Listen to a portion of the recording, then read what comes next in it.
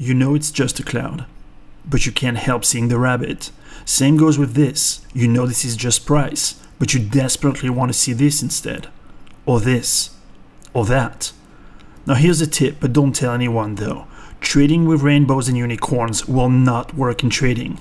Now I promise you, they really won't.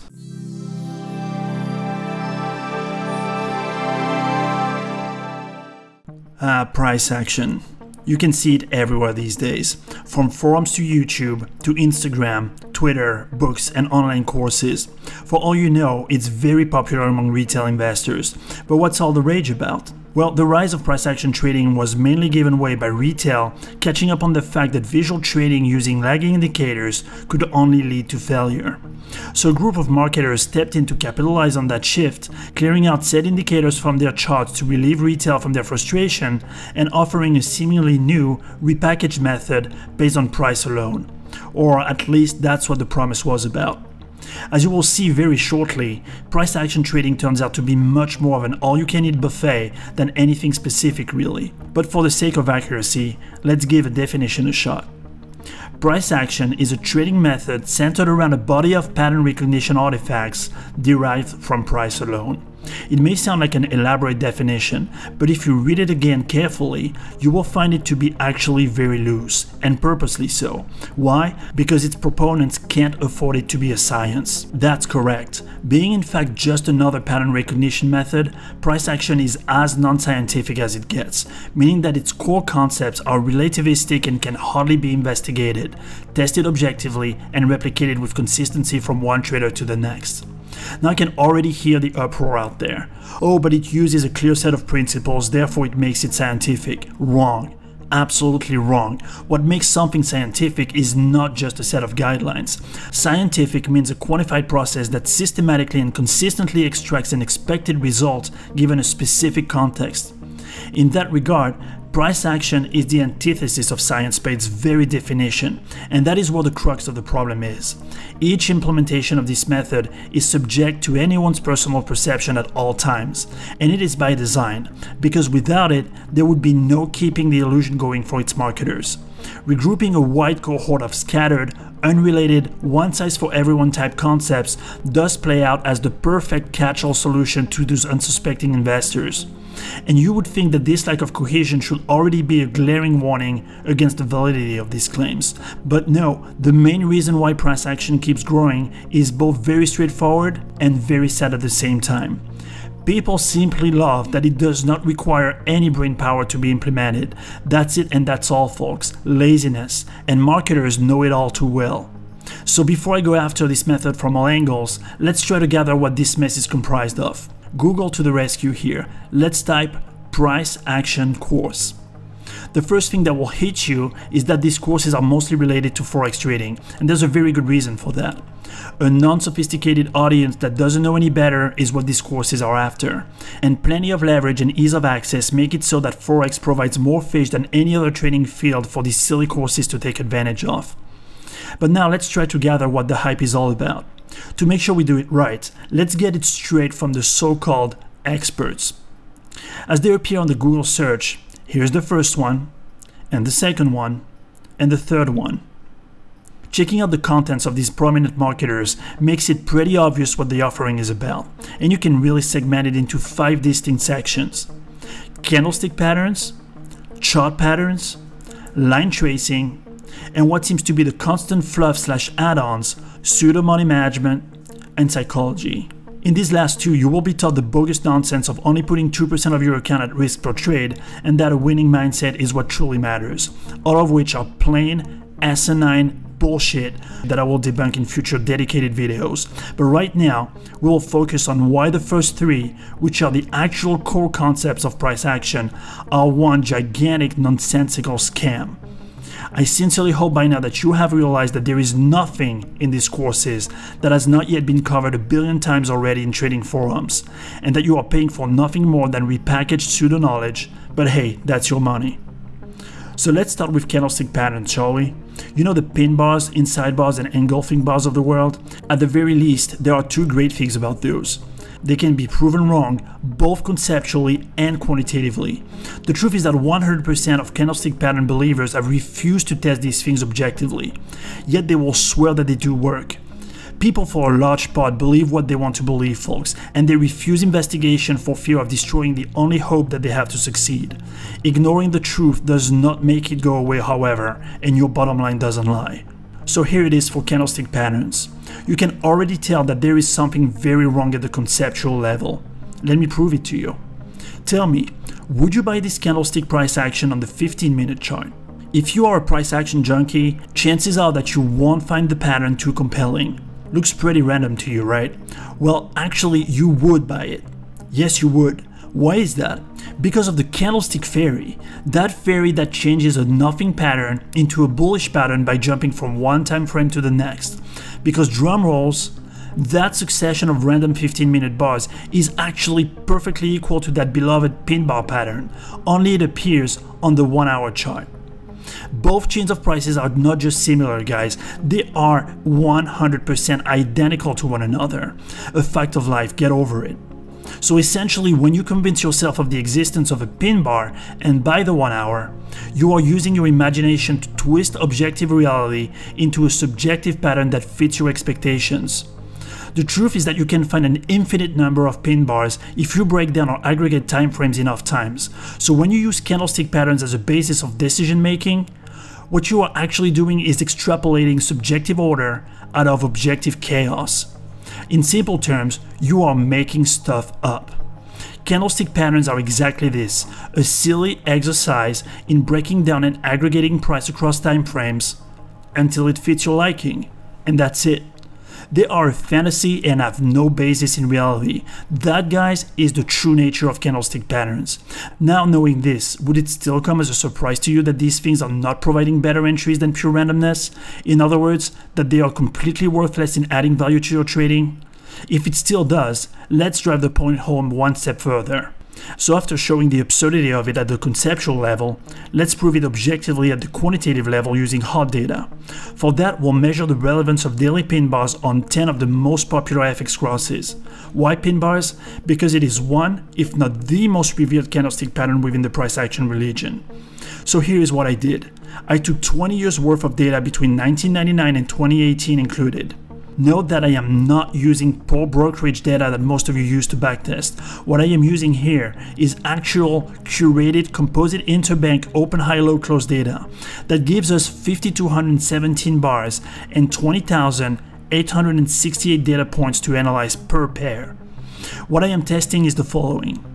On the long side, if both the open and the close are in the top X% of the daily range and the close is greater than the open, then we will be considering this a bullish pin bar. On the short side, if both the open and the close are in the bottom X% of the daily range and the close is less than the open, then we will be considering this a bearish pin bar. Clear? When we have determined the existence of a pin bar, we enter at the close of that same bar and we hold the trade for only one bar to isolate the immediate statistical signal that we are getting from that pin bar alone and not let that signal get polluted by other factors. Then we exit the trade at the close of that next bar. We test each combination in 5% increments up to 40% for pin bar thresholds, which gives us 8 P&L outcomes per pair. And I finally used 2 pips trading cost for spread slippage and commissions, which is an awfully optimistic average assumption for anyone who's been trading long enough. But hey, I felt lenient, so I went ahead and cut price action worshippers some slack. Now, if the price action belief is true, then we should get a non-random, statistically significant positive outcome. Would you agree? So let's see what we get. It turns out that a total of 48,030 trades were compiled in this 20-year analysis. The outcome? Brutally dismal is what these results are. This, ladies and gentlemen, is the perfect illustration of the quote-unquote value added of these price action courses. This is what you actually pay for and spend your time on.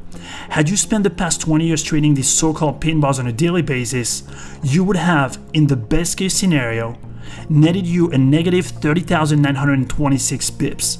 Better yet, there was no way to get lucky, because the strategy also happens to be negative across every single one of the percent thresholds. And the kicker is, it achieves the feat of generating a worse than random hit rate of 47.8%. Now, to block off any objection about the single bar holding period, here's why I did limit it to 1 bar only. Because signal needs to be immediate and unpolluted to be relevant. In fact, if you add high volatility into the mix, these results will still be bad, but not as bad. To be sure, I calculated what trading pin bars looked like in 2008 alone, and I got minus 1728 pips. As you can see, volatility does buff out the dismal outcome of this strategy simply because momentum-based systems like this one always benefit from it.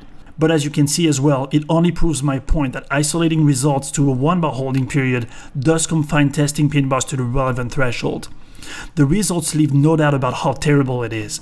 In fact, if anything, we further prove that the few winning trades are not due to these coveted pin bar patterns, but actually to volatility alone. That's how bad the whole thing is. Of course, I'm not going to test all of their garbage candlestick patterns here, but at least think about it. If they are so dead wrong about portraying this pattern to be profitable, what else are they lying to you about? Now on to the second pillar of price action, chart patterns. Just like candlestick patterns, chart patterns are nothing more than a construction of the mind. They also rely on breaking down and aggregating timeframes arbitrarily. Just like a raw chart test, they rely on anyone's interpretation. But they're actually worse because unlike pin bars, entire chart patterns have much more wiggle room and are therefore much harder to test scientifically. These are what we call soft concepts. Can't prove them, can't debunk them. And that is the very reason why scammers love them. That way, they can push these chart patterns down the throat of a gullible audience without fearing of ever being challenged. So there you have it, the infamous collection of patterns that 3 traders will interpret 4 different ways. Can you believe that these things keep getting rehashed left and right ad nauseum, even though they never made anyone any consistent money? Interestingly enough, those mentors who push these concepts will also push the concept that trading is an art. How many times have you heard that crap? Making you believe that trading is an art is being done for one reason and one reason only: to have you shut off your brain, not question anything, and hide the fact that these scammers have no idea what the F they're talking about. Yet these people couldn't prove that their method is viable if they had a gun on their heads. The truth is that trading is everything but an art, guys. Trading is a science. However, reading chart patterns is obviously an art. That is why it is 100% incompatible with trading. Take a look at this weekly chart of the S&P 500, for example. What do you see? I see a bearish head and shoulders / triple top pattern here. But some will see an ascending triangle. So who's right here? What do? We buy because of your ascending triangle? Or we sell because of my head and shoulders? Remember the rabbit in the clouds at the beginning of the video? That's what I'm talking about. In actual reality, what the real pattern is anyone's guess. My interpretation is no better than yours, and vice versa. It's nothing better than a coin toss at this point. And most importantly, we will not know which one we should have seen until after it's too late. You will always be left wondering, am I picking up the right pattern? Am I seeing what I'm supposed to see here? The reality is, you can't tell. You just can't. There is no one objective and definitive way to know for sure. Only after the fact, and everybody can say, oh, of course there was a bearish head and shoulders pattern here. Look what happened right after. Problem is, folks, there is no way to become a price action millionaire using back trading. And because this chart pattern thing has been beaten to death in trading forums, the last frontier of this BS are the repackaged chart patterns out there. To renew their business, price action mentors strive to come up with more elaborate names to give you a false sense of novelty and sophistication. Take these so-called cipher / XABCD / harmonic / Gottlieb patterns, for example, or whatever they're called these days. Same old subjective crap. So here we go. Let's take that S&P 500 chart again. I will see this harmonic pattern here, but you will probably see this one there. The bottom line is the same. It's anyone's guess until after it has been fully formed. Therefore, it is useless.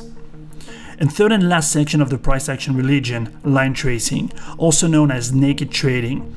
You see, because the whole thing was not absurd enough, price action cultists had to push it one notch further. How about we just get to totally invent concepts now? In this one, traders did get rid of indicators indeed, but instead of seeing patterns as a substitute, they decided to make up pseudo explanations for drawing lines. So to justify support and resistance on the chart, what we saw over the years is a growing set of completely made up theories that have either exactly zero basis in the reality of financial markets or are just plain facepalm worthy Captain Obvious facts. And imagination is the limit here. So here it goes, a list of the most preposterous nonsense thrown out there. How would you like yourself some market structure? Or some supply and demand? Or convergence and divergence? Accumulation and distribution zones? Or the last one to date, the big bad banks. Don't laugh, guys. The popularity of this garbage on YouTube is actually through the roof. We're talking hundreds of thousands of views here. Basically anything to justify drawing a line of support and resistance, and people will eat it up without questioning it simply because they never heard of it before and because most aspiring traders are very, very easily impressed by smooth talking. But wait, I got more for you. And it gets a lot fancier, and actually, for that matter, we are stepping into the realm of art now. Let me give you a clue. You guessed it. If you like seashells, I can give you some Fibonacci retracements. I have the flat kind, the boxy kind, and the circle-shaped ones, anything you want. And if you like Star Wars and ray tracing, I have Gann fans for you too. And for those who prefer writing letters at each turning point of the market, I can give you some Elliott waves. Seriously though, this needs pause.